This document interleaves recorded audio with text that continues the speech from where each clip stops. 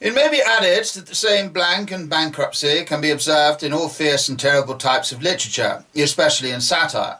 Satire may be mad and anarchic, but it presupposes an admitted superiority in certain things over others. It presupposes a standard.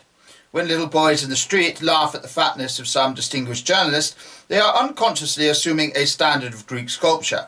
They are appealing to the marble Apollo. And the curious disappearance of satire from our literature is an instance of the fierce things fading for want of any principle to be fierce about.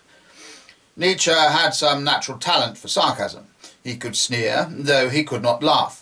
But there is always something bodiless and without weight in his satire, simply because it has not any mass of common morality behind it. He is himself more preposterous than anything he denounces. But, indeed, Nietzsche will stand very well as the type of the whole of this failure of abstract violence.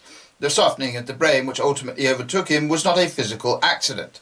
If Nietzsche had not ended in imbecility, Nietzscheism would end in imbecility. Thinking in isolation and with pride ends in being an idiot. Every man who will not have softening of the heart must at last have softening of the brain. This last attempt to evade intellectualism ends in intellectualism, and therefore in death. The sortie has failed.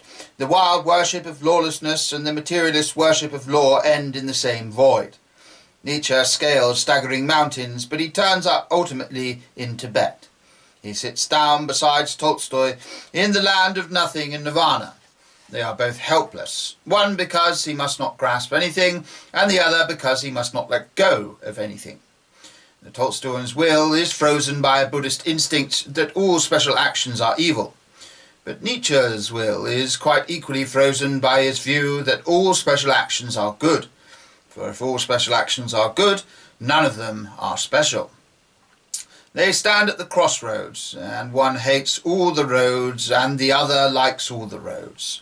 The result is, well, some things are not hard to calculate. They stand at the crossroads.